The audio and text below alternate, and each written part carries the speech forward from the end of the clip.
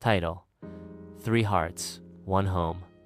Greg was 8 years old, Gray was 5, and Gwen was 3. They were siblings who lived in a warm and happy home with their mama and papa.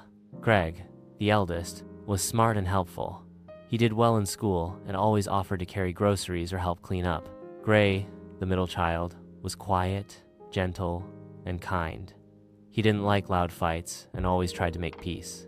And then there was Gwen, the youngest, and the only girl in the family.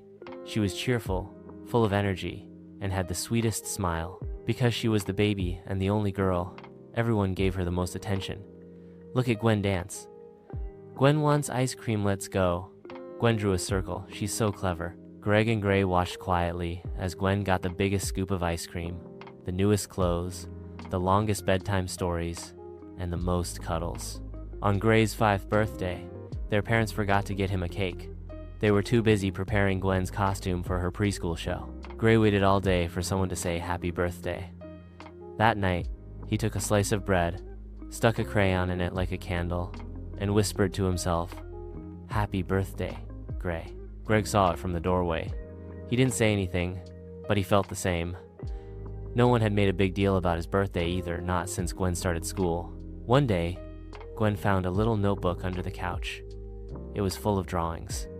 One showed Greg walking alone from school. Another showed Gray sitting by himself while Mama played with Gwen. In every drawing, Gwen was in the center, smiling while Greg and Gray stood in the background. Gwen took the notebook to Mama. Mama sat down quietly. Papa looked at the drawings and his heart sank. That evening, they called Greg and Gray into the living room. "We're so sorry," Mama said. "We didn't know how left out you felt. We love you both just as much as we love Gwen." Papa brought out 2 surprise cupcakes with candle sewn for Gray and 1 for Gray. Gwen gave each of her brothers a big hug and said, "I love you." From that day on, things changed.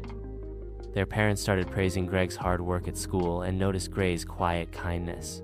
Gwen still got hugs and cheers, but now, so did her brothers. Every night before bed, Mama and Papa told each of their children, "You are special. You are loved. Always."